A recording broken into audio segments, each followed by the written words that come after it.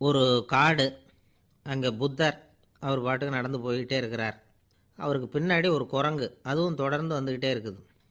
புத்தர் திரும்பி பார்த்தார். குரங்கு அப்படியே குதித்து உயர எழும்பி ஒரு கிளையில் போய் உக்காந்துது. ஏன் இப்படி பண்ணுறேன்னு கேட்டார் புத்தர்.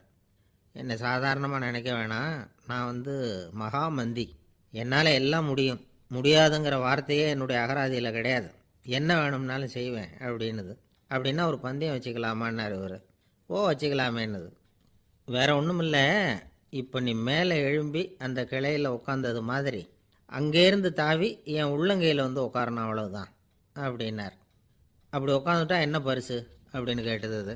சொர்க்கத்தில் இருக்கிற மாமன்னன் மரகத சக்கரவர்த்தியை என்னோட இருக்கும்படியாக கூப்பிட்டுக்கிறேன். அந்த சமயத்தில் அவருடைய அரியணை அங்கே காலியாயிடும், நீ அதில் போய் உட்காந்துக்கலாம். பந்தயத்தில் தோத்துட்டா ஒரு கல்ப காலம் இந்த பூமியில் வாழ வேண்டியிருக்கும், அதுக்கு பிறகு தான் என்கிட்ட வர முடியும், என்ன சொல்கிற அப்படின்னார். குரங்குக்கு தாவறது ஒரு பெரிய காரியமா?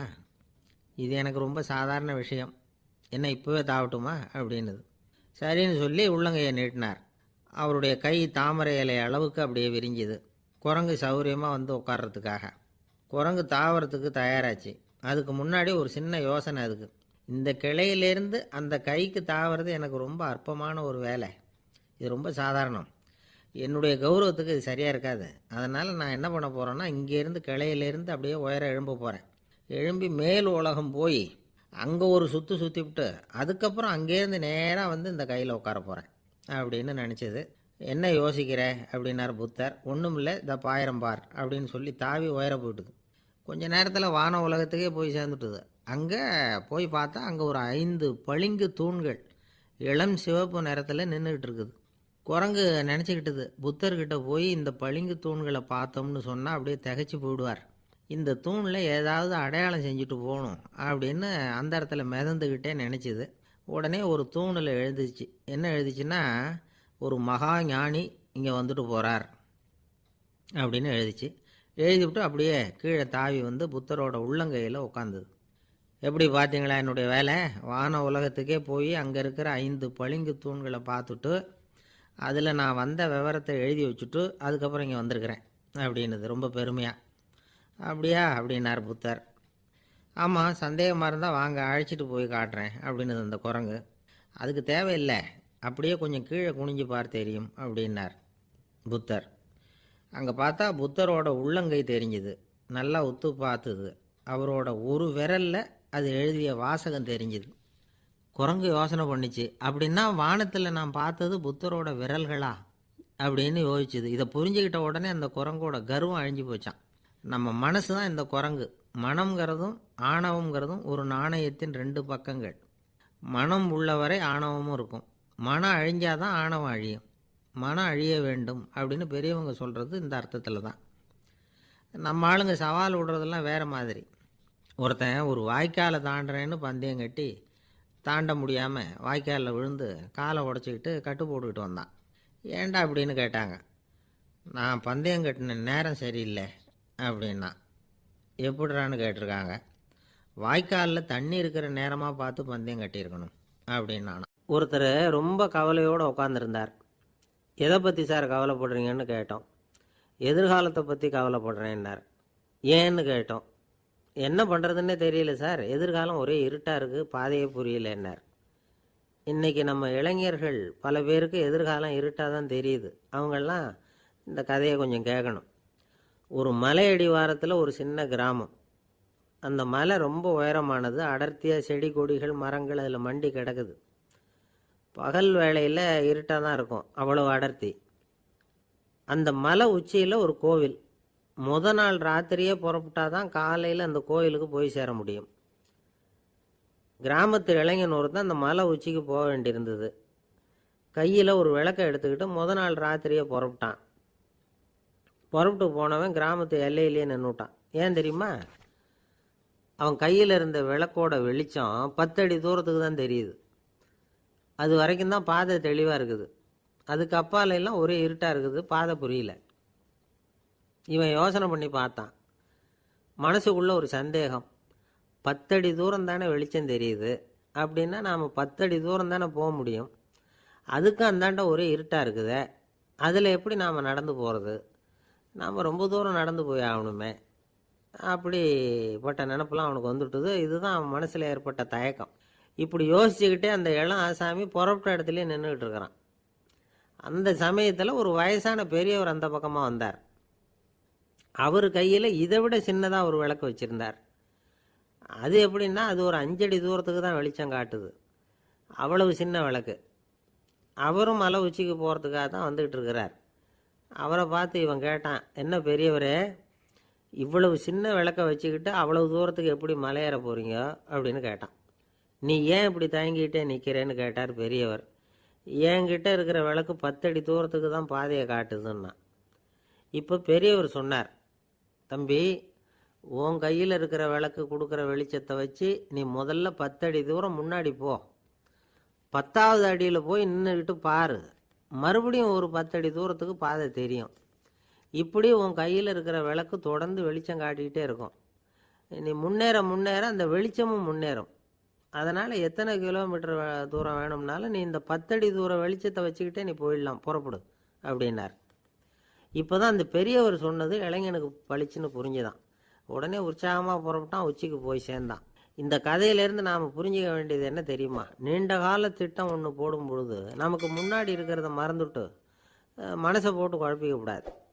உங்கள் கையில் என்ன இருக்கோ அதுலேயே உங்கள் எதிர்காலம் மறைஞ்சிருக்குது. கண் முன்னாடி தெரியறத வச்சு ஆரம்பிங்க, போக போக வழி தானாக புலப்படும் அப்படிங்கிறார் ஒரு பெரியவர். பெரிய பயணங்களையெல்லாம் இப்படி தான் நடத்த வேண்டியிருக்கும்.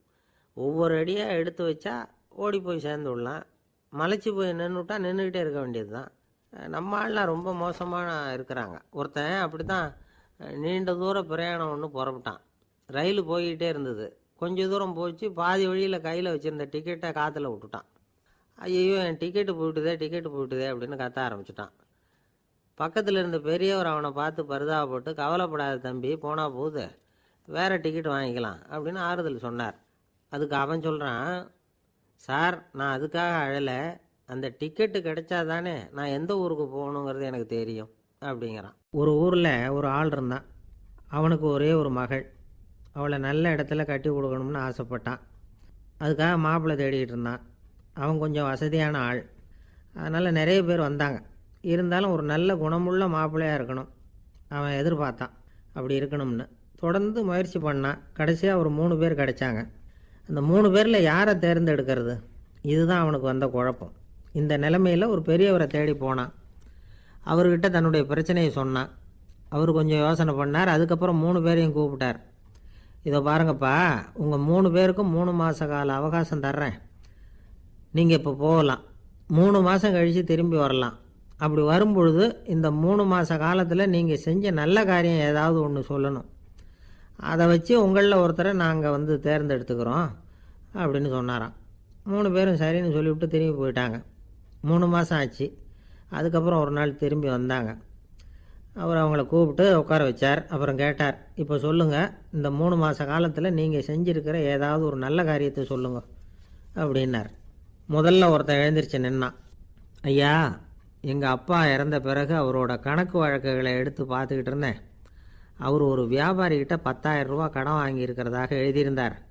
அந்த வியாபாரியும் இப்போ உயிரோடு இல்லை. இருந்தாலும் அந்த வியாபாரியோட மகனை தேடி கண்டுபிடிச்சேன். கணக்கு புத்தகத்தை காட்டினேன். எங்கள் அப்பா உங்கள் அப்பா கிட்ட 10,000 ரூபா கடன் வாங்கியிருக்கிறதாக இதை எழுதியிருக்கிறார். அதனால் அதை திருப்பி கொடுக்கறதுக்காக வந்திருக்கிறேன், இந்தாங்க அந்த பணம் அப்படின்னு சொல்லி கொடுத்துட்டு வந்துட்டேன் அப்படின்னு நானும். இதை பெரியவர் கவனமாக கேட்டுக்கிட்டார். அதுக்கப்புறம் 2வது இளைஞன் எழுந்திரிச்சான். ஐயா, நான் போன மாதம் ஒரு நாள் ராத்திரி வேளையில் ஒரு காட்டுப்பாதை வழியாக எங்கள் ஊருக்கு போய்கிட்டு இருந்தேன். அந்த சமயத்தில் அந்த வழியாக வந்துக்கிட்டு இருந்த ஒரு வழிப்போக்கர்கிட்ட 4-5 திருடர்கள் வம்பு வளர்த்து அவர்கிட்ட இருந்த பொருளை எல்லாம் கொள்ளையடிச்சிக்கிட்டு இருந்தாங்க. நான் உடனே ஒரு குச்சியை எடுத்துகிட்டு ஓடினேன். அந்த திருடர்களை அடித்து விரட்டினேன். பொருளை எல்லாம் மீட்டு அந்த வழிப்போக்கர்கிட்ட ஒப்படைச்சேன். அவரை பத்திரமா அழைச்சிக்கிட்டு போய் அவர் வீட்டில் விட்டுட்டு வந்தேன் அப்படின்னு நானும். இதையும் பெரியவர் கவனமாக கேட்டுக்கிட்டார். அடுத்தபடியாக 3வது இளைஞன் எழுந்திரிச்சான். ஐயா, போன மாதம் ஒரு நாள் நான் ஒரு மலைப்பாதை வழியாக போய்கிட்டு இருந்தேன். மலைப்பாதை விளிம்பில் ஒரு மதகு கட்டை, அது மேலே ஒரு ஆள் படுத்து தூங்கிட்டு இருந்தான். அந்த பக்கம் தவறி உருண்டு விழுந்திருந்தான்னா அதில் பாதாளம். அது மலையடி வாரத்தில் போய் தான் விழணும், அவ்வளவு பள்ளம். அது தெரியாமல் அவன் பாட்டுக்கு தூங்கிட்டு இருந்தான். நான் உடனே அவன்கிட்ட ஓடி போய் குனிஞ்சு அவன் முகத்தை பார்த்தேன். அப்போ தான் புரிஞ்சுது, அவன் ஏற்கனவே எனக்கு தெரியும். அவனை எனக்கு நிறைய கெடுதல் பண்ணியிருக்கிறான், இடைஞ்சல் கொடுத்தவன். இருந்தாலும் ஐயோ பாவம்னு நினச்சி அவனை எழுப்பி பாதுகாப்பாக வேற ஒரு இடத்துல படுக்க வச்சுட்டு வந்தேன் அப்படின்னானா. பெரியவர் இதையும் கேட்டுக்கிட்டார். அதுக்கப்புறம் அவங்க 3 பேரையும் பார்த்து, நீங்கள் போகலாம், நாங்கள் யோசித்து முடிவு பண்ணி உங்களுக்கு சொல்லி அனுப்புகிறோம் அப்படின்னாராம். அந்த இளைஞர்கள் புறப்பட்டு போயிட்டாங்க. அதுக்கப்புறம் அந்த பெண்ணோட அப்பாவை பார்த்து சொன்னார், இந்த 3 பேருமே நல்ல பிள்ளைங்க தான், அதில் ஒன்றும் சந்தேகம் இல்லை. இருந்தாலும் இந்த 3 பேர் செஞ்ச செயல்களையும் ஒப்பிட்டு பார்க்க வேண்டியிருக்கு. முதல் இளைஞன் நேர்மைக்கு எடுத்துக்காட்டாக விளங்குறான். இந்த காலத்தில் இது மாதிரி இளைஞர்களை பார்க்குறது ரொம்ப கஷ்டம்தான். இருந்தாலும் அவன் கடமையை தான் செஞ்சான். 2வது இளைஞன் நல்ல வீரன், தைரியசாலி. ஒரு வீரன் எதை செய்யணுமோ அதைத்தான் இவன் செஞ்சான். இவன் ஒரு லட்சிய மனிதன். 3வது இளைஞன் தன்னுடைய பகைவனுக்கே உதவி செஞ்சுருக்கான். அவன் உயிரை காப்பாற்றியிருக்கிறான். பகைவனுக்கு அருள்வதுங்கிறது ஒரு சாதாரண மனுஷனால் செய்யக்கூடிய காரியம் இல்லை.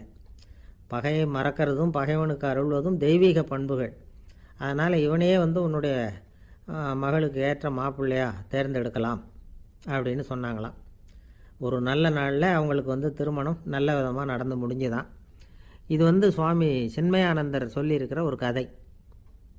இதிலேருந்து நாம் புரிந்து கொள்ள வேண்டிய ஒரு கருத்து, நமக்கு கெடுதல் பண்ணவங்களுக்கும் நாம் நல்லது செய்யணும். ஆனால் நடைமுறையில் அப்படி நம்மளால் செய்ய முடியறதில்ல. அதுதான் சிக்கல்.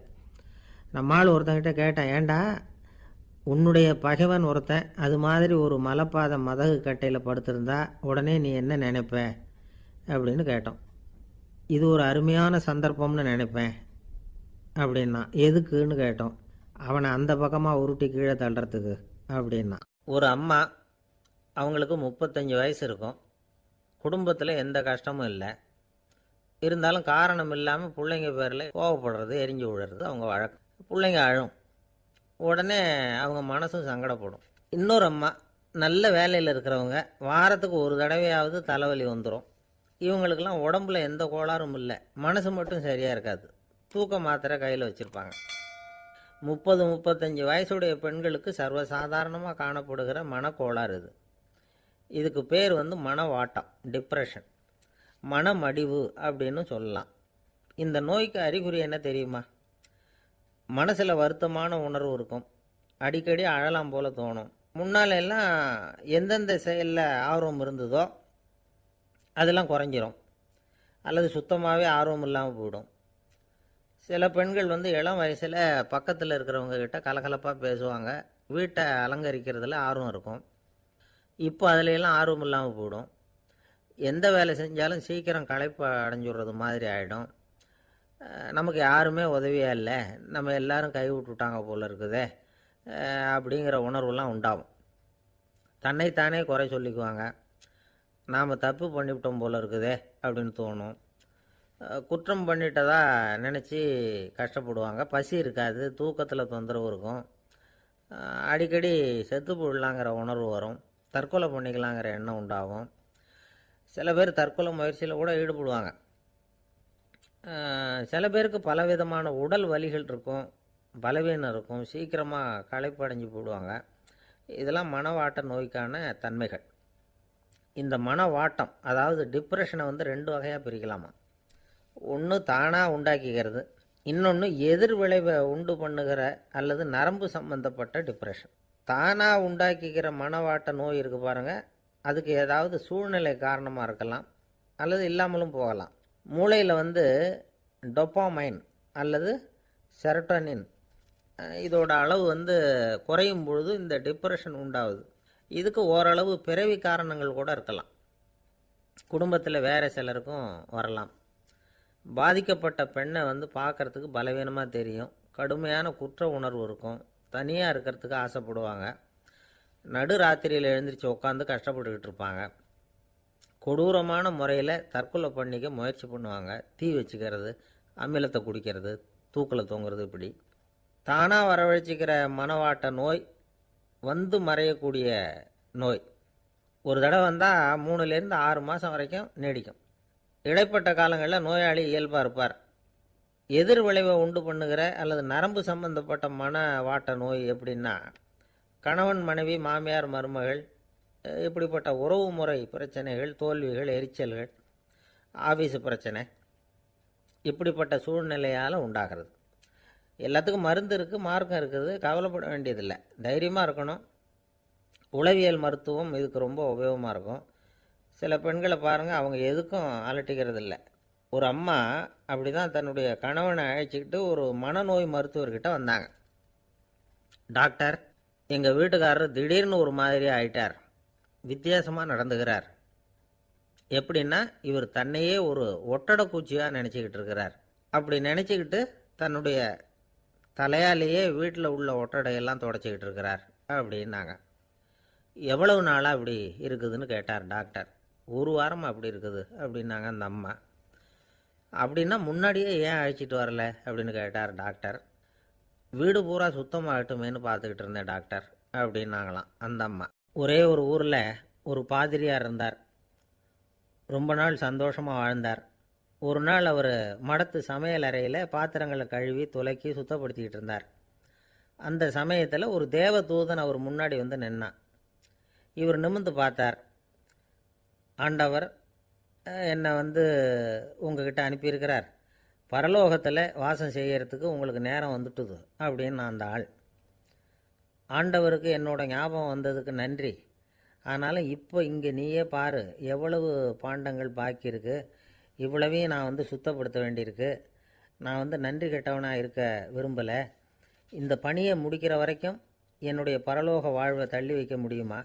நீ என்ன நினைக்கிற அப்படின்னு கேட்டார். தேவதூதன் தனக்கே உரிய விவேகத்தோட அன்போட பாதிரியாரை பார்த்தான். சரி, என்ன செய்யலாம்ங்கிறத அப்புறம் சொல்கிறேன் அப்படின்னு சொல்லிவிட்டு புறப்பட்டு போயிட்டான். ஒரு நாள் அந்த பாதிரியார் தோட்டத்தில் உள்ள களைகளையெல்லாம் ஒரு களை கொத்தியால் கொத்தி களை எடுத்துக்கிட்டு இருக்கிறார். அந்த சமயத்தில் இந்த தேவதூதன் மறுபடியும் அவர் முன்னாடி நிற்கிறான். பாதிரியார் பார்த்தார். இதை பாரு, இந்த தோட்டம் பூராவும் எவ்வளவு களை மண்டி கிடக்கு, பரலோகம் கொஞ்ச காலம் எனக்காக பொறுத்திருக்கலாம்னு நீ நினைக்கிறியா அப்படின்னு கேட்டார். தேவதூதன் சிரிச்சுக்கிட்டே மறுபடியும் மறைஞ்சிட்டான். மறுபடியும் அவர் களை எடுக்கிறது, தானிய களஞ்சியத்துக்கு வர்ணம் பூசுறது, இப்படிப்பட்ட வேலைகளில் ஈடுபட்டிருக்கார். இன்னொரு நாள் ஒரு மருத்துவமனையில் நோயாளிகளை கவனிச்சிக்கிட்டு ரொம்ப தீவிரமாக இருக்கிறார் அந்த பாதிரியார். ஒரு நோயாளியோட தாகத்துக்கு தண்ணீர் கொடுத்துட்டு நிமிர்ந்து பார்க்குறப்போ தேவதூதன் மறுபடியும் அவர் முன்னாடி நிற்கிறான். இந்த தடவை பாதிரியார் தன்னலமற்றவராக பேரன்பை காட்டக்கூடிய வகையில் தன்னுடைய 2 கைகளையும் உயர்த்தியபடி தேவதூதனின் கவனத்தை பிணியால் வாடக்கூடிய நோயாளிகளின் பக்கம் திருப்பினாராம். தேவதூதன் ஒன்றும் சொல்லலை, மறைஞ்சிட்டான். அன்னைக்கு சாயந்தரம் பாதிரியார் மடத்தில் உள்ள தன்னுடைய அறைக்கு போய் இளைப்பாறினார். யோசித்து பார்த்தார். தேவதூதனையும் தேவதூதனின் விருப்பத்தையும் பல நாள் தள்ளி போட்டு வந்ததையும் அவர் ரொம்ப நினச்சி பார்த்தார். திடீர்னு தான் முதுமை அடைகிறதையும் சோர்வு அடைகிறதையும் உணர்ந்தார். ஆண்டவரை நினச்சார். ஆண்டவரே, உம்முடைய தூதனை மறுபடியும் என்கிட்ட அனுப்புனா நான் சந்திக்கிறதுக்கு ஆவலாக இருக்கேன் அப்படின்னு சொல்கிறப்பவே தேவதூதன் பக்கத்தில் நின்னான். பாதிரியார் நிமிர்ந்து பார்த்தார். நீ இப்போவே என்னை அழைச்சிக்கிட்டு போக விரும்பினா நான் பரலோகத்துக்கு வர்றதுக்கு தயாராக இருக்கேன்னார். தேவதூதன் அந்த பாதிரியாரை அன்போடவும் விவேகத்தோடவும் பார்த்து, நீங்கள் என் கூட பரலோகத்துக்கு வர்ற தயாராக இருக்கிறதா சொல்கிறீங்க, ஆனால் நீங்கள் இது வரைக்கும் வேறு எங்கே இருந்ததான் நினைக்கிறீங்க அப்படின்னானோ. அப்படின்னா இது வரைக்கும் இருந்த இடம்தான் பரலோகம் அப்படிங்கிறத உணர்த்தியிருக்கிறான். பரலோகம்னா என்னென்னு புரிஞ்சுக்கிறதுக்கு இந்த சம்பவம் நமக்கு உதவியாக இருக்குது. தொண்டு செய்கிறத விட பெரிய செயல் வேறு எதுவும் இருக்க முடியாது. அது நம்ம மனசுக்கு கொடுக்குற சுகத்தை வேறு எதுவும் கொடுக்க முடியாது. நாம் தொண்டு செய்கிற இடம்தான் அந்த புண்ணிய இடம். ஆனால் இந்த காலத்துல எல்லாம் நாம் தொண்டு செய்யணும்னு நினச்சி ஏதாவது ஆரம்பித்தா கூட அதை ஒரு மாதிரியாக சுற்றி நின்று வேடிக்கை பார்க்க ஆரம்பிச்சிடுறாங்க. ஒரு பெரியவர் அப்படித்தான் ஒரு தொண்டு செஞ்சுக்கிட்டு இருந்தார். ஒரு கோவில் கட்டிக்கிட்டு இருந்தாங்க. அதில் ஒரு இடத்துல ஒரு பலகையை வச்சு ஆணி அடிக்கிற வேலையை செஞ்சுக்கிட்டு இருந்தார் அந்த பெரியவர். ஒரு சின்ன பையன் அதை ரொம்ப ஊக்கமாக அக்கறையாக கவனிச்சிக்கிட்டு இருந்தான். பெரியவர் இதை கவனித்தார். என்னப்பா பார்க்குற, உனக்கும் இது மாதிரி தொண்டு செய்யணும்னு ஆசையாக இருக்கா அப்படின்னு கேட்டார். அதுக்கு அந்த பையன் சொல்கிறான், அப்படி இல்லைங்க, நீங்கள் ஆணி அடிக்கிறப்போ கையில் சுத்தியால் அடிச்சுக்கிட்டா எப்படி துடிப்பீங்க, எப்படி கத்துவீங்கன்னு தெரிஞ்சுக்கிறதுக்காக அதை பார்க்கணும்னு ஆசை, அதுக்காக தான் காத்துக்கிட்டு இருக்கேன் அப்படின்னு நானும். ஒரு ஊரில் ஒரு ஞானி இருக்கிறார். ரொம்ப பெரிய ஞானி, ரொம்ப வயசாகிட்டுது. கடைசி காலத்தில் அவர்கிட்ட சில பேர் வந்தாங்க. உங்கள் குரு யார் அப்படின்னு கேட்டாங்க. அவர் நிமிர்ந்து பார்த்தார். எனக்கு ஆயிரக்கணக்கான குருமார்கள் உண்டு, அவங்க பேரெல்லாம் சொல்லணும்னா இந்த காலம் பத்தாது. ஆனால் முக்கியமான ஒரு 3 பேரை பற்றி மட்டும் உங்களுக்கு சொல்கிறேன் அப்படின்னாராம். அப்புறம் சொன்னார், அந்த 3 பேரில் ஒருத்தன் ஒரு திருடன். ஒரு சமயம் ஒரு பாலைவனம் வழியாக நான் போய்கிட்டு இருந்தேன். அப்போது வழி தவறி போய் ஒரு கிராமத்துக்கு போயிட்டேன். அது இருட்டு நேரம், நடு ராத்திரி, ஊரே உறங்கி போச்சு. அந்த நேரத்தில் ஒரு ஆள் மட்டும் ஒரு வீட்டு சுவத்தில் ஏதோ பண்ணி உள்ளே நுழையிறதுக்கு முயற்சி பண்ணிகிட்டு இருக்கிறான். அவங்கிட்ட போய் நான் இன்னைக்கு இங்கே எங்கே தங்க முடியும் அப்படின்னு கேட்டேன். அதுக்கு அவன், இந்த ராத்திரி வேளையில் அது ரொம்ப சிரமம், ஒரு திருடனோட உங்களால் தங்க முடியும்னா நீங்கள் என்னோட தங்கலாம் அப்படின்னா. நான் அவங்க கூட 1 மாதம் தங்கியிருந்தேன். ஒவ்வொரு நாள் ராத்திரியும் இப்போ நான் என்னுடைய வேலைக்கு போகிறேன், நீங்கள் ஓய்வு எடுத்துக்கோங்க அப்படின்னு சொல்லிவிட்டு போவான். அவன் திரும்பி வந்த உடனே உனக்கு ஏதாவது கிடச்சிதான்னு நான் கேட்பேன். அதுக்கு அவன், இன்னைக்கு ராத்திரி ஒன்றும் இல்லை, நாளைக்கு மறுபடியும் முயற்சி பண்ணுவேன் அப்படின்பா. எப்பவும் அவன் நம்பிக்கை இழந்ததே கிடையாது, எப்பவும் சந்தோஷமாகவே இருப்பான். நானும் ரொம்ப காலமாக தியானம் பண்ணிக்கிட்டே இருந்தேன், ஒன்றுமே நடக்கலை. ஆனால் நான் என்ன பண்ணேன் தெரியுமா, மனசு வருத்தப்படும், நம்பிக்கை இழந்துருவேன். அப்போல்லாம் அந்த திருடனுடைய விடாமுயற்சி தான் ஞாபகத்துக்கு வரும். அதனால் அந்த திருடன் எனக்கு ஒரு குரு. என்னுடைய 2வது குரு யாருன்னா அது ஒரு நாய். இது எப்படின்னா, ஒரு சமயம் எனக்கு ரொம்ப தாகமாக இருந்தது. ஒரு நதியை நோக்கி போய்கிட்டு இருந்தேன். அப்போது ஒரு நாயும் வந்தது. அதுக்கும் தாகம். ஓடி வந்து ஆற்றை பார்த்தது. அதோட நிழல் வந்து ஆற்றுல தெரிஞ்சுது.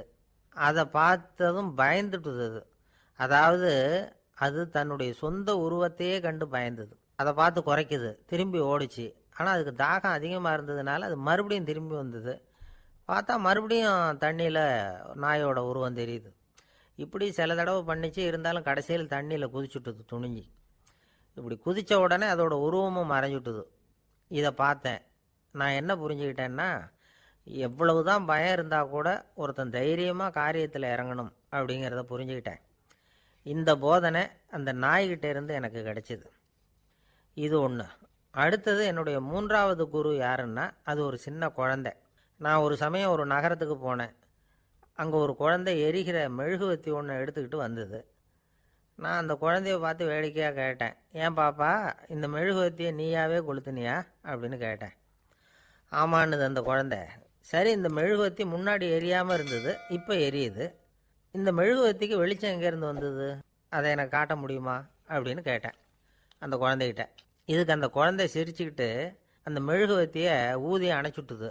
அதுக்கப்புறம் என்னை பார்த்து கேட்டுது, இப்போ இந்த மெழுகுவத்தியின் வெளிச்சம் போனதை பார்த்தீங்க இல்லையா, அது எங்கே போச்சுன்னு எனக்கு சொல்லுங்க அப்படின்னுது.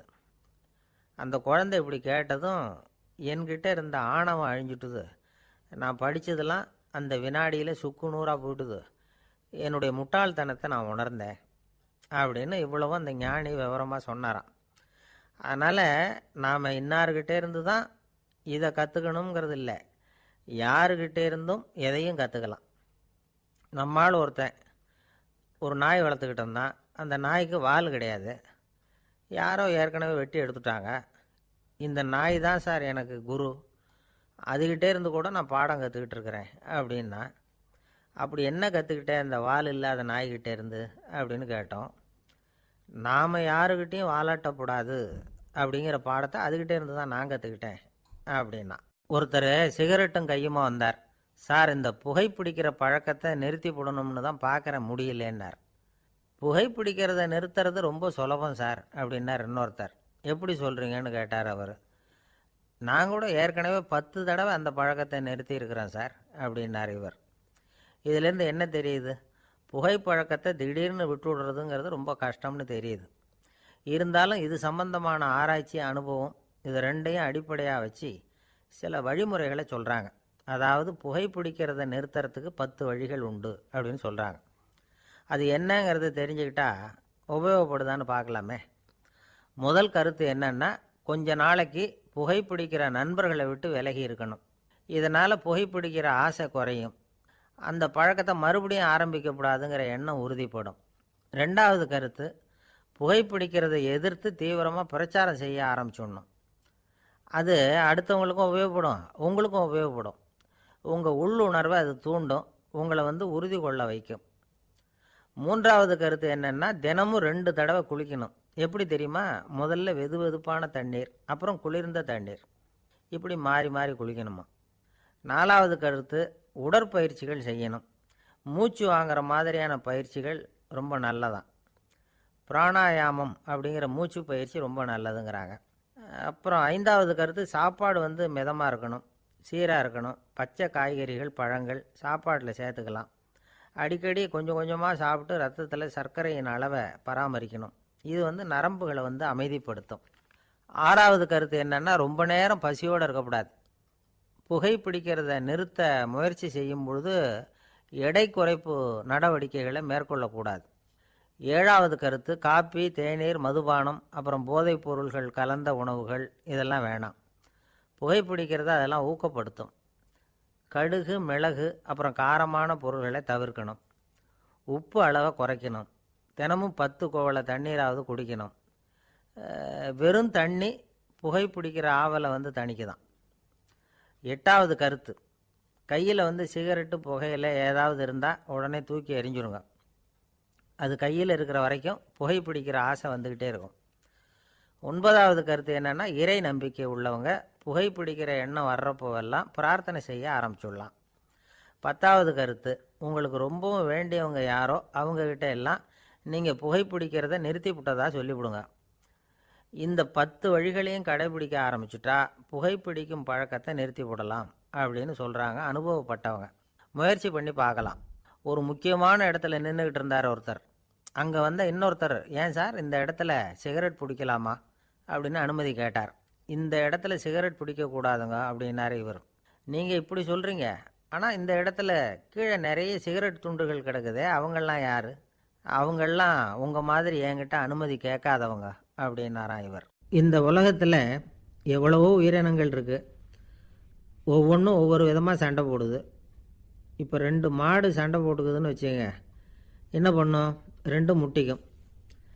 அதுக்கு சண்டை போடுறதுக்கு ஆயுதமாக உபயோகப்படுறது அதோட கொம்பு. 2 சேவல் சண்டை போட்டுக்குதுன்னு வச்சுங்க, அதுக்கு ஆயுதமாக உபயோகப்படுறது அதோட கால் நகம். காலால் தான் அது ஒன்றோட ஒன்று சண்டை போட்டுக்கும்.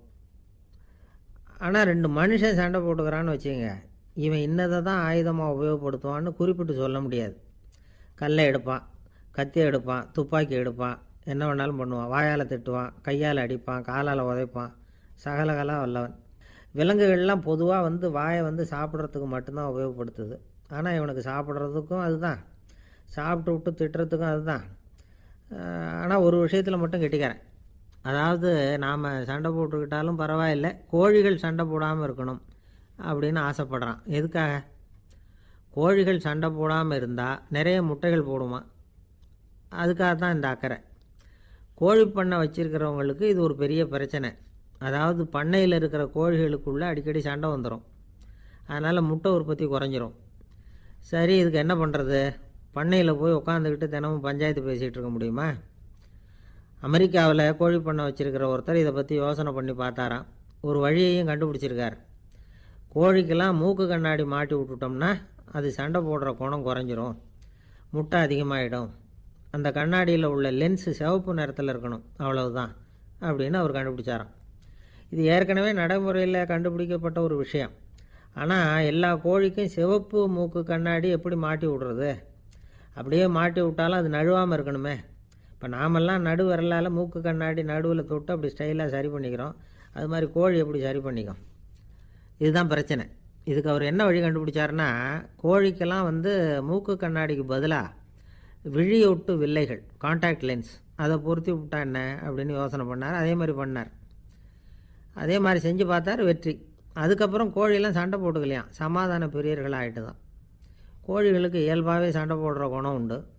ஆனால் அதோட கண்ணுக்கு பார்க்குற பொருள்லாம் ரோஜா நிறத்துலையோ அல்லது இன்னும் சொல்லப்போனால் அழுத்தமான சிவப்பு நிறத்துலையோ தெரிஞ்சதுன்னா சண்டை போடுற குணம் குறைஞ்சிருதான். அந்த சமயத்தில் அது அதிகமாகவும் முட்டையிட ஆரம்பிச்சுடுதான். அதே நேரத்தில் இறை எடுக்கிறத கூட குறைச்சிக்குதான். இது ஏன் இப்படி பண்ணுதுங்கிறது விஞ்ஞானிகளுக்கு இன்னமும் புரியலையா. எப்படியோ அமெரிக்க கோழிகள்லாம் கான்டாக்ட் லென்ஸ் பொருத்திக்க ஆரம்பித்தாச்சு. கோழி கழுத்தை பிடிச்சிக்கிட்டு ஒரு சில வினாடிகளில் அதை பொருத்தி விட்றாங்களாம். கோழியோட ஆயுள் பூரா அது அப்படியே இருக்குமா. பண்ணையில் முட்டை உற்பத்தி குறைஞ்சா இது மாதிரி விஞ்ஞானபூர்வமாக பரிகாரம் தேடுறது தான் நல்லது. நமக்கு வேண்டியப்பட்ட ஒருத்தர், அவர் ஒரு கோழி பண்ணை வச்சுருந்தார். அந்த பண்ணையில் பாதி கோழி திடீர்னு செத்து போச்சு.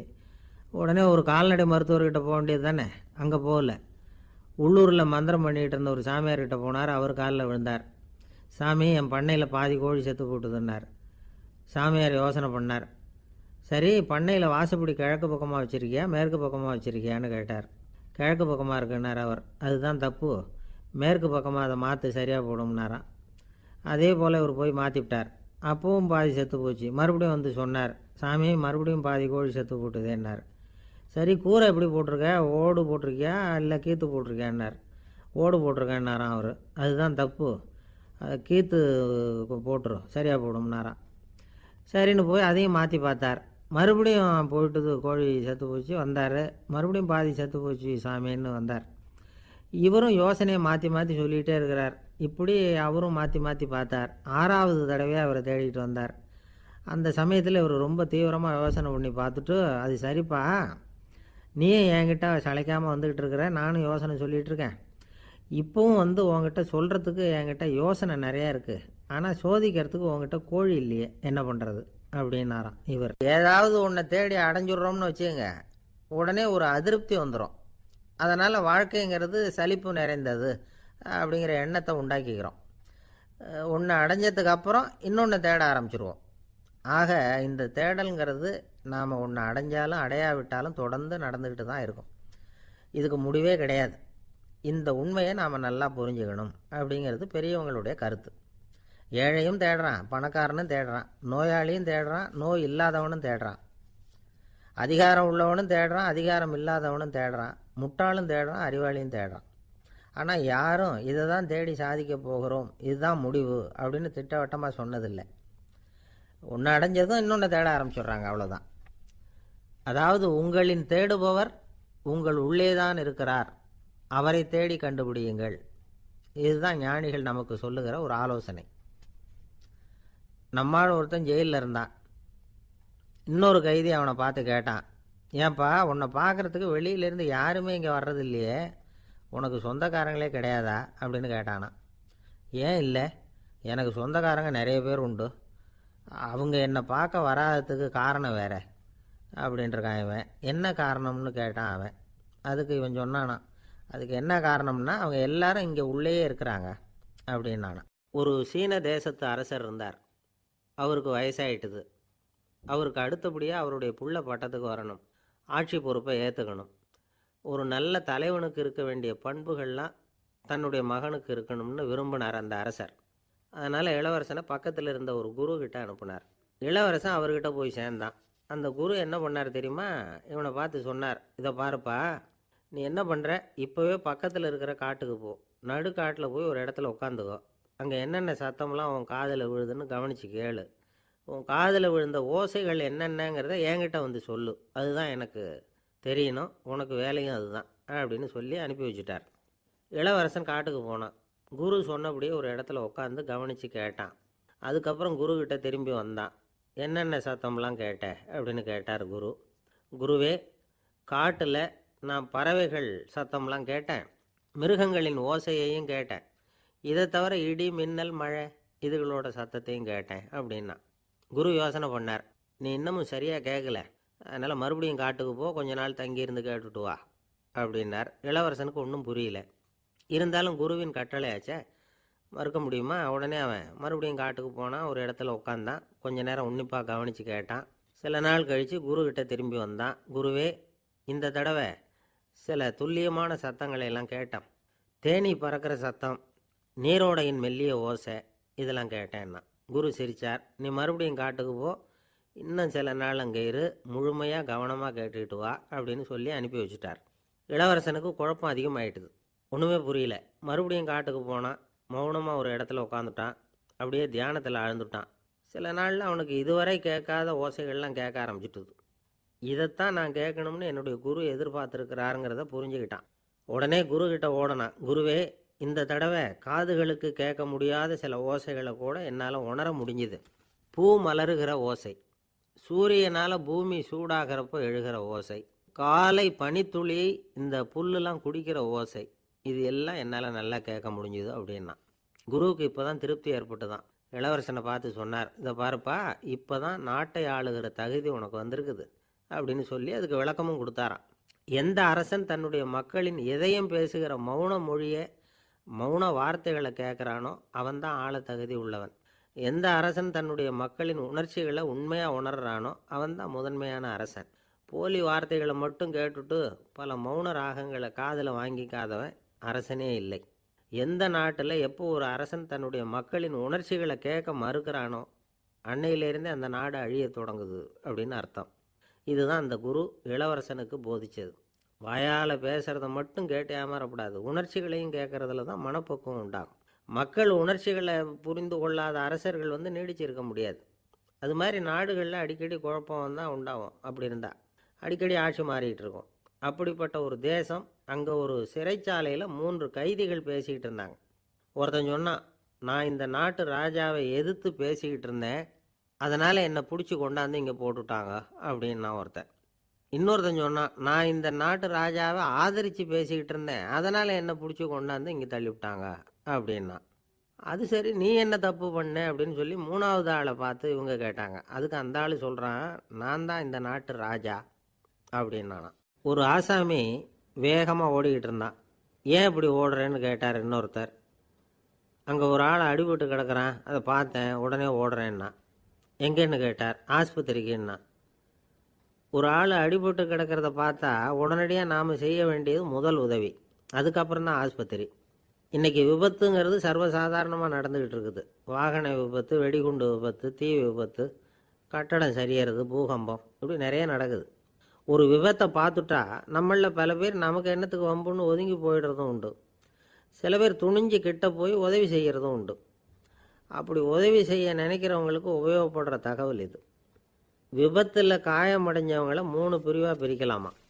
முதல் வகை கொஞ்சம் சீரியஸானது, உயிருக்கு உடனே ஆபத்து தரக்கூடியது. மூளை காயம், முகம், கழுத்து காயங்கள், இருதயம், நுரையீரல் காயங்கள், வயத்தில் உள்ளுறுப்பு காயங்கள், அதிகப்படியான இரத்தப்போக்கு, இதனால எல்லாம் பாதிக்கப்பட்டிருந்தால் அது முதல் வகை அப்படின்னு நாமளே மனசுக்குள்ளே முடிவு பண்ணிக்கணும். இவங்களுக்கெல்லாம் உடனடியாக முதல் உதவி கொடுக்கணும். தாமதப்படுத்தாமல் ஆஸ்பத்திரிக்கு கொண்டுகிட்டு போயிடணும். இப்படி கொஞ்சம் எச்சரிக்கையாக நடந்துக்கிட்டால் அவங்களில் பல பேரை காப்பாற்றி போடலாம். 2வது வகை எப்படின்னா, முதல் உதவி விரைவாக கிடைச்சா உயிர் பிழைக்கக்கூடிய மார்பு காயங்கள், கைகால் எலும்பு முறிவு, இடுப்பு முதுகெலும்பு காயம், சீரான இரத்த சேதம், இப்படிப்பட்டவங்களை 2வது வகையாக பிரிக்கணும். ஆபத்து இல்லாத சிராய்ப்புகள், சிறு காயங்கள், இரத்த உறைவுகள், இதனால் பாதிக்கப்படுறவங்க 3வது வகை. ஒருத்தர் தலையில் அடிபட்டு நினைவு விழுந்துட்டார்னு வச்சுங்க, அவருக்கு வாந்தி வர்றதுனால புறையேறி மூச்சு அடைப்பு உண்டாகும். இப்படி ஆகாமல் இருக்கிறதுக்காக தலையை ஒரு பக்கமாக சாய்ச்சி வைக்கலாம். நாடி துடிப்பையும் இதய துடிப்பையும் தொட்டு பார்க்கணும். அது குறைஞ்சிருந்தாலும் சரி, நின்று இருந்தாலும் சரி, அவர் மார்பை நிமிஷத்துக்கு 80 தடவை உள்ளங்கையால் அழுத்தி இதய துடிப்பை மீட்கிறதுக்கு உதவி பண்ணணும். கழுத்தில் காயம்பட்டாலும் ஆபத்து அதிகம். கழுத்துக்கு அடியில் ஒரு துண்டை மடித்து வைக்கலாம். 2 பக்கமும் சின்ன தலையணை அல்லது துணி மடிப்புகளை வச்சு கழுத்தை அதிகமாக அசையாமல் பார்த்துக்கலாம். முதுகெலும்பு முறிஞ்சிருக்குமோ அப்படிங்கிற சந்தேகம் இருந்ததுன்னா அவரை அதிகமாக அசைய விடக்கூடாது. அதிகமாக அசைஞ்சால் தண்டு இடத்துல பாதிப்பு ஏற்பட்டு கைகால் விளங்காமல் போயிடும். அவரை ஒரு கனமான போர்வை இல்லைன்னா பாயில் படுக்க வச்சு 4 பேர் மெதுவாக தூக்கி மருத்துவ உதவிக்கு அனுப்பி வைக்கலாம். கையெலும்பு முறிஞ்சிருந்தால் முறிஞ்ச பாகத்தை உடம்போடு சேர்த்து அசையாமல் கட்டி போடலாம். கால் எலும்பு முறிஞ்சிருந்தால் மற்ற காலோடு சேர்த்து கட்டி போடலாம். முறிஞ்ச பாகம் தொங்காமல் பார்த்துக்கணும், அப்போ தான் வீக்கம் உண்டாகாமல் இருக்கும். வெட்டு காயம், குண்டடிப்பட்ட காயம், இதிலெல்லாம் ரத்தப்போக்கு அதிகமாக இருக்கும். ரத்தம் வெளியேற ஆபத்து அதிகம். சுத்தமான துணியை பல மடிப்புகளை மடித்து காயத்தின் மேலே வச்சு அழுத்தமாக ஒரு 10 நிமிஷம் பிடிச்சிக்கணும். ரத்தம் நின்ன உடனே காயத்துக்கு கட்டு போடலாம். சில சமயம் காயம்பட்ட பாகத்தை உயரமாக தூக்கி பிடிச்சிக்கிட்டா தான் ரத்த கசிவு நிற்கும். இந்த விவரங்களையெல்லாம் கொஞ்சம் மனசில் வாங்கி வச்சுக்கிட்டோம்னா சமயத்தில் உதவும். ஏன்னா இந்த காலத்தில் விபத்து எந்த ரூபத்தில் எப்போ வரும்னு யூகிக்கவே முடியல. நண்பர் ஒருத்தர் சொன்னார், நேற்றுக்கு பாருங்கள் சார், என் கண்ணு முன்னாடியே ஒரு சின்ன விபத்து நடந்ததுன்னார். என்னன்னு விசாரித்தோம். ஒரு பஸ்ஸில் வந்துக்கிட்டு இருந்தேன். அந்த பஸ்ஸில் பின்பக்கம் படி ஓரமாக நின்றுக்கிட்டு இருந்த ஒருத்தர் ரோட்டில் விழுந்துட்டார். டிரைவர் அதை கவனிக்கலை, நிறுத்தாமல் அவர் பாட்டுக்கு போகிறாருன்னார். கண்டக்டர் உடனே விசில் கொடுத்து பஸ்ஸை நிறுத்த வேண்டியது தானே அப்படின்னோம். அதுதான் சார் முடியாமல் போச்சுன்னார் அவர். ஏன்னு கேட்டாங்க. தவறி கீழே விழுந்ததே அந்த கண்டக்டர் தான் சார் அப்படிங்கிறார். ஒரு நண்பர் அவர்கிட்ட பேசிக்கிட்டு இருந்தேன். மனித உறவுகள் பற்றி அவர் சொல்லிகிட்டு இருந்தார். அமெரிக்காவில் தந்தை மகன் உறவு எப்படி இருக்குது அப்படிங்கிறத விளக்கிறதுக்கு அவர் ஒரு கதையை சொன்னார்.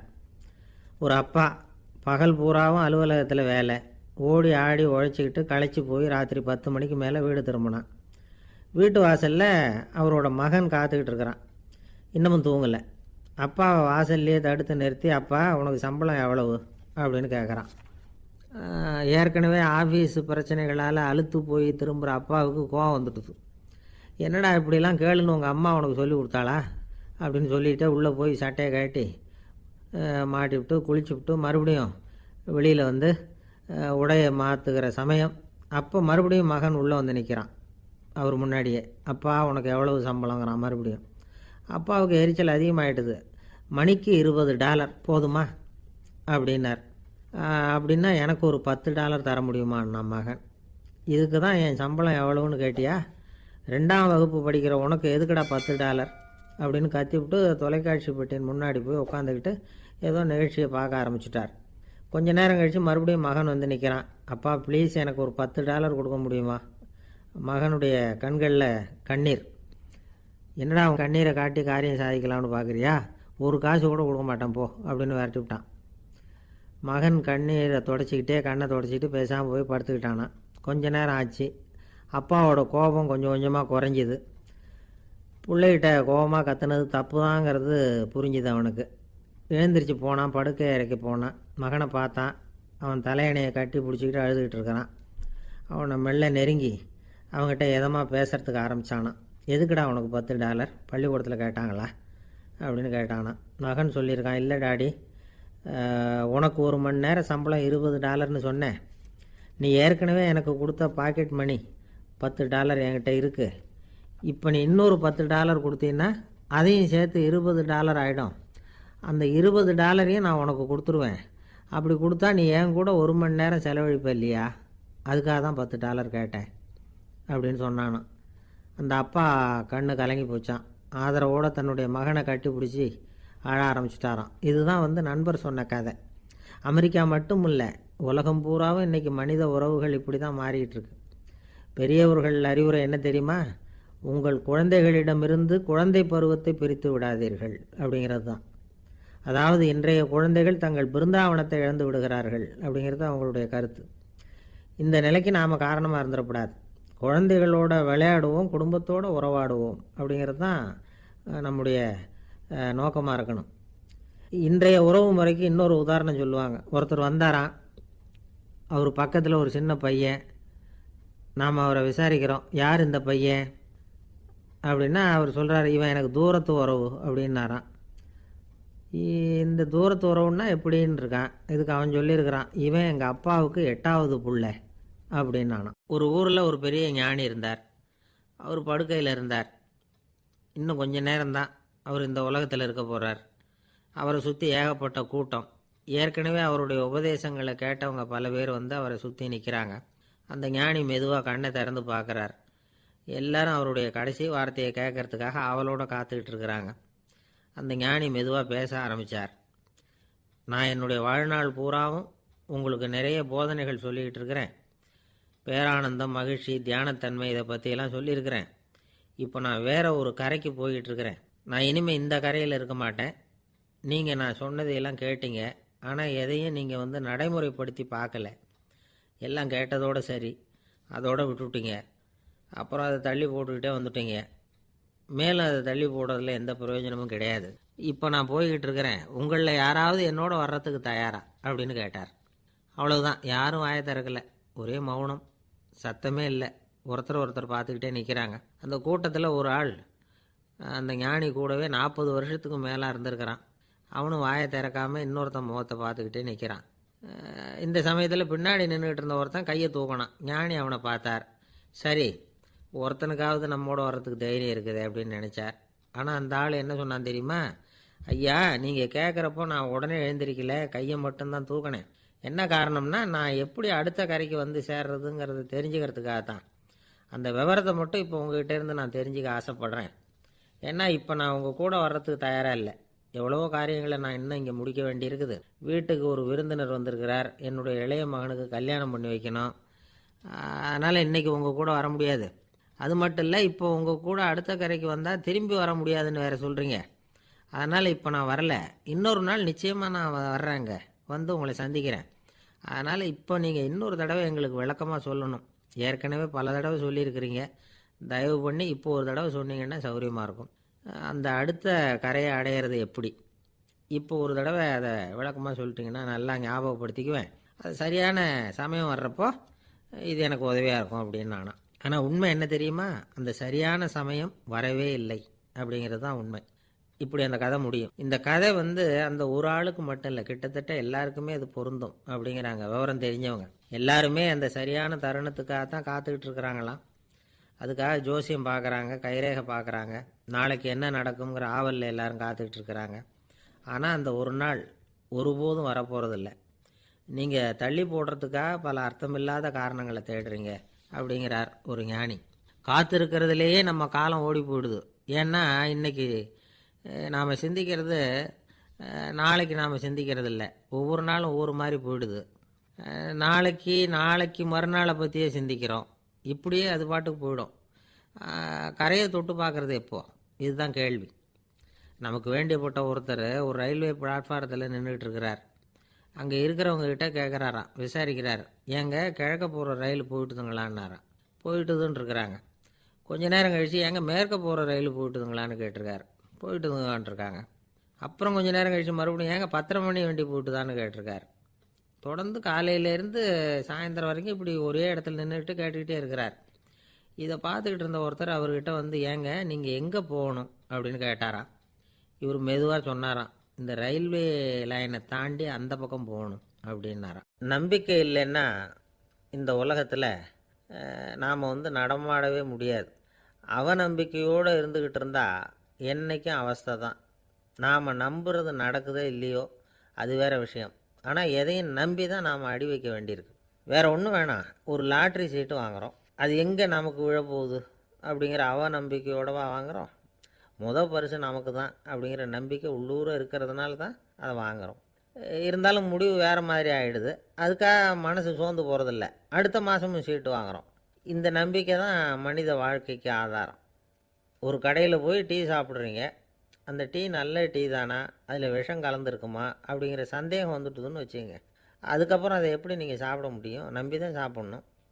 ரயில் ஒழுங்காக போய் சேருங்கிற நம்பிக்கை இருக்கிறதுனால தான் அதில் ஏறி உட்காடுறோம். லெட்டர் ஒழுங்காக போய் சேருங்கிற நம்பிக்கை இருக்கிறதுனால தான் பெட்டியில் போடுறோம். சரி, நம்ம கதையெல்லாம் நம்மளோட இருக்கட்டும்.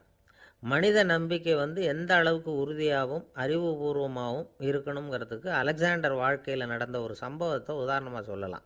இந்த உலகத்தையே ஜெயிக்கணும்னு புறப்பட்டார் அலெக்சாண்டர். ஒரு கட்டத்தில் அவர் சிட்னஸ் நதி கரைக்கு சேர்ந்தார். அந்த சமயத்தில் அவருக்கு கடுமையான நோய் வந்துட்டுது. அவர் கூடவே வந்திருந்த கிரேக்க வைத்தியர்கள் என்னென்னமோ முயற்சியெல்லாம் பண்ணி பார்த்தாங்க. இருந்தாலும் அலெக்சாண்டருக்கு வந்திருக்கிறது என்ன நோய்ங்கிறத அவங்களால கண்டுபிடிக்க முடியல. ஏன்னா அந்த பகுதியில் உள்ளவங்களுக்கு மட்டுமே அதிகமாக வரக்கூடிய ஒரு வினோதமான நோயாக இருந்தது அது. ஆனால் அவர் இருக்கிற இடம் எதிரியோட இடம், பாரசீக மன்னனோட ஆளுகைக்கு உட்பட்ட இடம். என்ன பண்ணுறது அப்படின்னு எல்லாரும் யோசனை பண்ணாங்க. பாரசீக மன்னனோட அரண்மனையில் இருக்கிற வைத்தியர் வந்தால் இந்த நோயை குணப்படுத்தி விடுவார் அப்படின்னு சொன்னாங்க. இருந்தாலும் எதிரியோட நாட்டில் இருக்கிற வைத்தியரை கூப்பிட்டு எப்படி நம்பி வைத்தியம் பார்க்க சொல்கிறது அப்படின்னு சொல்லி எல்லோரும் தயங்கினாங்க. ஆனால் அலெக்சாண்டர் தயங்கலை. பரவாயில்ல, அழைச்சிட்டு வாங்கன்னு விட்டார். உடனே அவரை போய் அழைச்சிட்டு வந்துட்டாங்க. அவர் வந்தார். அலெக்சாண்டர் உடம்பை பரிசோதனை பண்ணி பார்த்தார். சரி, இதை குணப்படுத்தி விடலாம், பயப்பட வேண்டியதில்லை. ஆனால் இதுக்கு ஒரு மூலிகை ரசம் தயார் பண்ணி கொடுக்கணும். நான் போய் அதை தயார் பண்ணிக்கிட்டு 2 நாளில் திரும்பி வந்துடுறேன் அப்படின்னு சொல்லிவிட்டு போனார் அந்த வைத்தியர். அதே மாதிரி 2 நாளில் திரும்பி வந்தார் மூலிகை ரசத்தோட. இதுக்கு இடையில் அலெக்சாண்டரோட தளபதிகளில் ஒருத்தர் ரகசியமாக ஒரு எச்சரிக்கை கடிதம் கொடுத்து அனுப்பியிருக்கிறான். அதை வாங்கி என்ன விஷயம்னு பார்த்தார். இப்போ உங்ககிட்ட வந்திருக்கிற எதிரி நாட்டு வைத்தியரை நம்பாதீங்க, அவன் கொண்டுகிட்டு வந்திருக்கிற மூலிகை ரசத்தில் விஷம் கலந்துருக்குது அப்படின்னு அதில் எழுதியிருக்கு. அதை பார்த்தார் அலெக்சாண்டர். இருந்தாலும் கொஞ்சம் கூட அலட்டிக்கலை. வைத்தியர் கொடுத்த மருந்தை வாங்கி கடகடன்னு குடிச்சுட்டு அதுக்கப்புறம் அந்த கடிதத்தில் இருந்த விஷயத்தை அந்த வைத்தியர்கிட்ட சொன்னார். வைத்தியர் திகைச்சு போயிட்டார். தன் மேலே அலெக்சாண்டர் வச்சிருக்கிற நம்பிக்கையை பார்த்து அவருக்கு ரொம்ப வியப்பு. வைத்தியர் வந்து உண்மையிலேயே நல்ல மருந்து தான் கொண்டுகிட்டு வந்து கொடுத்துருக்கிறார், அதில் விஷம்லாம் எதுவும் கலக்கலை. அதுக்கப்புறம் அலெக்சாண்டர் அந்த வைத்தியரை பார்த்து சொன்னாராம், நம்பிக்கைங்கிற அச்சாணியை ஆதாரமாக வச்சுக்கிட்டு தான் இந்த உலகம் சுற்றிக்கிட்டு இருக்குது. எனக்கு எதிரியாக இருந்தாலும் பாரசீக மன்னர் வந்து ரொம்ப பெரியவர். அப்பேற்பட்ட மன்னருடைய அரண்மனை வைத்தியர் தொழில் நேர்மை இல்லாதவராக இருக்க மாட்டார். அப்படி இருந்தால் அவரை வந்து அரண்மனை வைத்தியராக வச்சிருக்கவே மாட்டாங்க அப்படின்னு நம்பினேன்.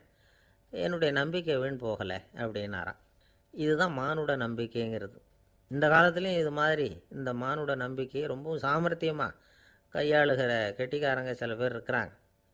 ஒரு இந்த காலத்து குரு, அவருக்கு ஒரு சிஷ்யன். குரு முன்னாடி அந்த சிஷ்யன் ரொம்ப பணிவாக நின்று, குருவே, உங்கள் கையால் விஷத்தை கொடுத்தாலும் அதை வாங்கி மடமடன்னு குடிச்சிருவேன் அப்படின்னா.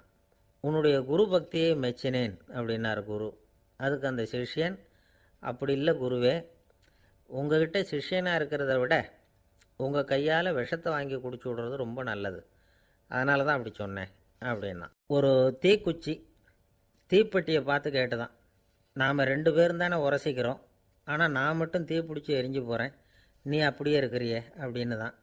அதுக்கு தீப்பெட்டி சொல்லியிருக்குது, உனக்கு தலையில் கணம் இருக்குது அதனால் அழிஞ்சு போகிற அப்படின்னு தான். எப்படி இருக்கு பாருங்கள் இந்த பதில். தலையில் கணம் உள்ளவங்க யாருமே சரியாக இருக்க முடியாது. எவ்வளவு பெரியவங்களாக இருந்தாலும் சரி, ரொம்ப கஷ்டம்தான் அது. கர்வம்ங்கிறது கூடவே கூடாது. இதை விளக்கிறதுக்கு மகான் ஒருத்தர் ஒரு சம்பவத்தை சொல்கிறார். அர்ஜுனன் வந்து தீர்த்த யாத்திரை பண்ணானா. அப்போது தென்னிந்தியாவுக்கு வந்திருக்கிறான். ராமேஸ்வரத்துக்கு போனப்போ அங்கே இலங்கைக்கு கல்லுலாம் அடுக்கி போடப்பட்டிருந்த பாலத்தை பார்த்தானா. ஒரு சின்ன குரங்கு அதுக்கு பக்கத்தில் விளையாடிக்கிட்டு இருந்திருக்கு. அதை பார்த்துட்டு அர்ஜுனன் சிரிச்சிருக்கான்.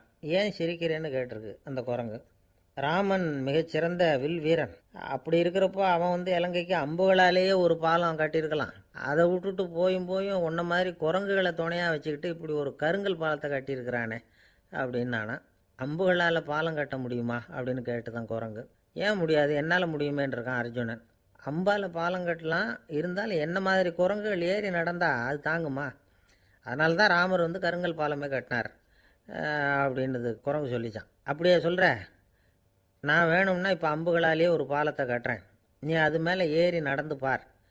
பாலம் விழுந்துட்டுதுன்னா நான் தீ மூட்டி அதில் குதித்து உயிர் தியாகம் பண்ணி விட்றேன் அப்படின்னு நான் ரொம்ப கோபமாக. உடனே அந்த சின்ன குரங்கு பெரிய உருவம் எடுத்துட்டு தான் கையில் கதையோடு அர்ஜுனன் முன்னாடி நிற்கிறான் அனுமன். பார்த்தா, என்னுடைய தலைவர் ராமரையா இழிவாக பேசுகிற, நீ இப்போ பாலம் கட்டு, நான் என்னுடைய பலத்தை காட்டுறேன் அப்படின்னு அனுமன். அர்ஜுனன் வந்து தன்னுடைய காண்டிபத்தை எடுக்கிறான், சரமாரியாக அம்புகளை விடுறான். அதெல்லாம் ஒன்றோட ஒன்று கோத்துக்கிட்டு அப்படியே பாலம் மாதிரி நிற்கிது. அர்ஜுனன் தலை நிமிர்ந்து நின்னான். அனுமன் வந்து உயர கிளம்பி அங்கேருந்து பாலத்தில் வந்து பொத்துன்னு இறங்கினான். பாலம் அப்படியே நொறுங்கி போச்சு தூள் தூளாக. என்ன அர்ஜுனா, இப்போ என்ன செய்ய போகிற அப்படின்னு நான் ஏளனமா. அர்ஜுனன் தலையை தொங்க போட்டுக்கிட்டான். சொன்னபடி தீ மூட்டி அதில் குதிக்கிறதுக்காக 3 தடவை சுற்றி வந்தான். அப்போது கிருஷ்ணர் அங்கே வந்தார். என்ன அர்ஜுனா, என்ன நடக்குது, என்ன இது அப்படின்னு ஒன்றும் தெரியாத மாதிரி கேட்டார். அர்ஜுனன் வாயை திறக்கிறதுக்கு முன்னாடி அனுமன் வாயை திறந்தான், நடந்ததை சொன்னான். அர்ஜுனன் சவால் விட்டபடி உயிர் திறந்தே ஆகணும்னா அனுமன். கிருஷ்ணர் யோசனை பண்ணார். நல்லது, இந்த சவால் விட்டதுக்கும் நடந்ததுக்கும் யார் சாட்சி? பெரிய ஒருத்தரை சாட்சியாக வச்சுக்கிட்டல்லவா நீங்கள் இந்த போட்டியை நடத்தியிருக்கணும் அப்படின்னார். அதனால் என்ன, இப்போ மறுபடியும் அந்த போட்டியை நடத்திவிட்டா போச்சு, என்னால் அந்த அம்பு பாலத்தை நொறுக்க முடியாதா அப்படின்னு அனுமன். சரி, இப்போ மறுபடியும் அது நடக்கட்டும்னார் கிருஷ்ணர். அர்ஜுனன் அம்பு பாலம் அமைச்சான். அனுமன் ஏறி குதிச்சான். பாலம் அசைஞ்சு கொடுக்கவே இல்லை, அவ்வளோ உறுதியாக இருக்குது. இப்போ அனுமன் தலையை குனிஞ்சிக்கிட்டான். அர்ஜுனன் நன்றியோடு நிமிர்ந்து பார்த்தான். கிருஷ்ணருடைய தோள்கள்லேயும் முதுகள்லேயும் ரத்தம். என்ன சுவாமி, என்ன நடந்ததுன்னு நான் பதறி போய், உன் அம்பு பாலத்தை நான் தான் முட்டு கொடுத்து தாங்கிக்கிட்டு இருந்தேன். அனுமன் குதித்தப்போ என் மேலே ஏற்பட்ட காயங்கள் இவை. பின்ன உன்னுடைய அம்பு பாலத்தினாலேயா பாலம் நின்றுதுன்னு நினைக்கிற அப்படின்னாராம். முதல்ல வந்து அர்ஜுனன் அப்புறம் அனுமன் 2 பேருக்குமே கர்வ பங்கம் ஆகிட்டு தான். அதாவது அவங்கக்கிட்ட இருந்த கர்வம் போயிடுது. யாராக இருந்தாலும் கர்வம் கூடாதுங்கிறத இதிலேருந்து நாம் புரிஞ்சுக்கணும். இந்த காலத்தில் நாமெல்லாம் எந்த விஷயத்துக்கெல்லாம் கர்வப்பட்டுருக்கோம் தெரியுமா? ஒரு 2 பெண்கள் தங்களுடைய கணவன்மார்களை பற்றி ரொம்ப பெருமையாக பேசிக்கிட்டாங்களாம். அதில் ஒரு அம்மா சொல்லியிருக்கு, என் வீட்டுக்காரர்கிட்ட எந்த சப்ஜெக்ட் கொடுத்தாலும் சரி அந்த விஷயத்தை பற்றி அழகாக 1 மணி நேரம் பேசுவார் அப்படின்னாங்களாம். உடனே இன்னொரு அம்மா, அது என்ன பிரமாதம், என் வீட்டுக்காரருக்கு சப்ஜெக்டே தேவையில்லை, விஷயமே இல்லாமல் நாள் பூரா பேசிக்கிட்டு இருப்பார் அப்படின்னாங்களாம். ஒரு காடு, நல்ல மரம்லாம் செழிச்சு இருந்தது. அப்படிப்பட்ட காட்டில் ஒரு சாது இருந்தார். அவர் எப்படின்னா எப்பவும் ஒரு மரத்தடியில் உட்காந்துருப்பார். ஏன்னா அவருடைய இருப்பிடமே அதுதான். அவர் என்ன பண்ணுவார், 3 கல் வச்சுருந்தார். செங்கல் மாதிரி இருக்கும், ஆனால் அதை விட கொஞ்சம் பெருசாக இருக்கும். எதுக்கு அந்த 3 கல்லுன்னா அதுதான் அவருடைய படுக்கை. அதாவது தூங்குறப்ப ஒரு கல்லை தலைக்கு கீழே வச்சுக்குவார், இன்னொரு கல்லை இடுப்புக்கு கீழே வச்சுக்குவார், இன்னொரு கல்லை காலுக்கு கீழே வச்சுக்குவார். உடம்பை வந்து அப்படியே ஒரு தகட்டால் மூடிக்குவார், அப்படியே தூங்கி போடுவார். மழை பெய்யுதுன்னு வச்சுங்க, அவர் உடம்பு வந்து 3 கல் மேலே இருக்குதா, அதனால் தண்ணி வந்து அடியில் ஓடி போடும், உடம்பு நனையாது. மேலே தகடு இருக்கிறதுனால மழையும் உடம்புல படாது. அவர் தூக்கமும் கெடாது, நிம்மதியாக தூங்குவார். பகலில் அந்த 3 கல்லையும் ஒரு சேர ஒரு அடுப்பு மாதிரி வச்சு அது மேலே உட்காந்துக்குவார். அதனால் பாம்பு பூச்சி எதுவும் அவரை வந்து தொந்தரவு பண்ணுறதில்ல, அது பாட்டுக்கு நடந்து போயிடும். அவர் பாட்டுக்கு நிம்மதியாக இருப்பார். யாராவது எதையாவது கொண்டுகிட்டு வந்து கொடுத்தா அதை வாங்கி சாப்பிடுவார், அவ்வளவுதான். ஒரு நாள் அந்த நாட்டு அரசன் காட்டுக்கு வேட்டையாட வந்தான். அந்த வழியாக வந்தப்போ இந்த சாது படுத்துருக்கிறத பார்த்தான், பரிதாபப்பட்டான். ஐயோ பாவம், இவர் இப்படி இந்த கல் மேலே உடம்ப வச்சுக்கிட்டு தூங்குறாரு, என்ன பாடுபடுவார், இவரை நாம் வந்து அரண்மனைக்கு அழைச்சிட்டு போய் சுகமாக நிம்மதியாக இருக்கிறதுக்கு வழி செஞ்சு கொடுப்போம், அது ரொம்ப நல்லாயிருக்கும் அப்படின்னு நினச்சான். அப்படி நினச்சிக்கிட்டே அரண்மனைக்கு வந்துட்டான். அதுக்கப்புறம் ஒரு பல்லக்கையும் 2 சேவகர்களையும் காட்டுக்கு அனுப்பி அந்த சாதுவை மெதுவாக இங்கே அழைச்சிட்டு வந்துடுங்க அப்படின்னு சொல்லி அனுப்பி வச்சான். இவங்க போய் அவர்கிட்ட விவரத்தை சொன்னாங்க. எனக்கு என்னத்துக்கு அரண்மனை வாசம் அப்படின்னார். இருந்தாலும் மன்னர் உத்தரவு, நீங்கள் அவசியம் வரணும் அப்படின்னாங்க இவங்க. சரின்னு சொல்லிவிட்டு வேறு வழி இல்லாமல் புறப்பட்டார். புறப்படும் பொழுது என்ன பண்ணார்னா, மறக்காமல் அந்த 3 கல் ஒரு தகடு அதையும் எடுத்து பல்லக்கில் வச்சுக்கிட்டார். என்னத்துக்கு இதையெல்லாம் எடுத்து வைக்கிறாரு அப்படின்னு சொல்லி அவங்க யோசனை பண்ணாங்க. இருந்தாலும் அதை பற்றி ஒன்றும் கேட்கல. பேசாமல் அவரை அழைச்சிட்டு போய் அரண்மனையில் விட்டுட்டாங்க. அரசன் ஓடி வந்தான், வரவேற்றான், அறுசுவை உணவு படைத்தான். அவர் படுக்கிறதுக்கு தங்க கட்டில், பட்டு மெத்தை, இப்படி எல்லாம் ஏற்பாடு பண்ணி வச்சான். இங்கே படுத்து ஓய்வு எடுத்துக்குங்க அப்படின்னு சொல்லிவிட்டு அவன் பாட்டு போயிட்டான். மறுநாள் காலையில் வந்து பார்க்குறான், சாது படுத்துருக்கிறார். எப்படி தெரியுமா, அந்த பட்டு மெத்தை மேலே 3 கல்லையும் வச்சு வழக்கம் போலவே அது மேலே படுத்துருக்கிறார். அதுக்கு மேலே தகடு. அரசன் பார்த்துட்டு அதிர்ச்சி ஆயிட்டான். என்ன சுவாமி இப்படி அப்படின்னா, சாது சொன்னார், எனக்கு வந்து தேவையும் இல்லை குறையும் இல்லை, எல்லா இடத்துலையும் எனக்கு ஒரே மகிழ்ச்சி தான் அப்படின்னார். மகிழ்ச்சிங்கிறது தங்க கட்டிலேயோ பட்டு மெத்தையிலையோ இல்லை, அது வந்து மனசில் இருக்கிற ஒரு விஷயம். உண்மையான மகிழ்ச்சிக்கு வழி வந்து மனப்பக்குவம் அப்படிங்கிறது அந்த அரசனுக்கு புரிஞ்சுதான். இந்த காலத்தில் ஒரு சாமியார், அவரை தேடி ஒரு சீடன் வந்தான். என்னாச்சு தெரியுமா, சுவாமி எனக்கு நிம்மதி வேணும், அதுக்கு என்ன வழின்னு கேட்டான். சாமியார் நிமிர்ந்து பார்த்தார். அப்புறம் சொன்னார், நீ ஏகப்பட்ட பேர்கிட்ட கடன் வாங்கியிருக்கிற, அதையெல்லாம் திருப்பி கொடுத்தா தான் உனக்கு நிம்மதி கிடைக்கும்னார். இவனுக்கு ஆச்சரியம். அது எப்படி சாமி அவ்வளவு கரெக்டாக நான் கடன் வாங்கினதை கண்டுபிடிச்சிங்க அப்படின்னா, உனக்கு கடன் கொடுத்து சாமியாராக போனதே நான் தான்ப்பா, அதனால தான் இந்த கதிக்கு வந்தேன், என்கிட்டயே வந்து நிம்மதிக்கு வழி கேட்குறிய, அதுதான்டா வேதனை அப்படின்னாராம் அவர். ஒரு குரு, இளம் சீடர்கள் எதிரில் உட்காந்துருக்கிறாங்க. குரு பாடம் நடத்திக்கிட்டு இருக்கிறார். சீடர்களுக்கு ஒரு ஆசை, அதாவது ஒரு முக்கியமான மந்திரத்தை நம்ம குருநாதர்கிட்ட இருந்து கற்றுக்கணும் அப்படிங்கிறது அவங்க ஆசை. அது என்ன மந்திரம்னா, இறந்தவரை உயிர்ப்பிக்கக்கூடிய புனித மந்திரம், அதாவது செத்தவங்களுக்கு மீண்டும் உயிர் உண்டாக்குகிற மந்திரம். குருவே தயவு பண்ணி அந்த மந்திரத்தை எங்களுக்கு உபதேசிக்கணும் அப்படின்னு கேட்டாங்க. அது ரொம்ப ஆபத்தானது, அது என்னத்துக்கு உங்களுக்கு வேண்டாமேன்னாராம் குரு. எங்களுடைய நம்பிக்கை வந்து உறுதிப்படுறதுக்காகத்தான் கேட்குறோம், வேற ஒன்றும் இல்லை அப்படின்னாங்களாம் சீடர்கள். பக்குவப்படாத அறிவுங்கிறது ரொம்ப ஆபத்தானது அப்படின்னாராம் குரு. இது சீடர்களுக்கு புரியல. அது எப்படிங்க பக்குவப்படாத அறிவு ஆபத்தானதுன்னு சொல்கிறீங்க, அப்படின்னா என்ன அப்படின்னு கேட்டிருக்காங்க சீடர்கள். குரு அதுக்கு விளக்கம் கொடுத்தாராம். அந்த மந்திரத்தை எப்போ பயன்படுத்தணுங்கிறது முக்கியம், அதை அறியக்கூடிய ஞானம் ஏற்படுகிற வரைக்கும் அதை தெரிஞ்சுக்காமல் இருக்கிறது தான் நல்லது, இல்லைன்னா ஆபத்துன்னாராம். ஆனால் அந்த சீடர்கள் அதை கேட்குற மாதிரி இல்லை, ரொம்ப பிடிவாதம் பண்ண ஆரம்பிச்சிட்டாங்க. சரி வாங்க சொல்கிறேன்னார் குரு. எல்லாரும் வந்தாங்க. அந்த புனித மந்திரத்தை அவங்களுக்கு ரகசியம்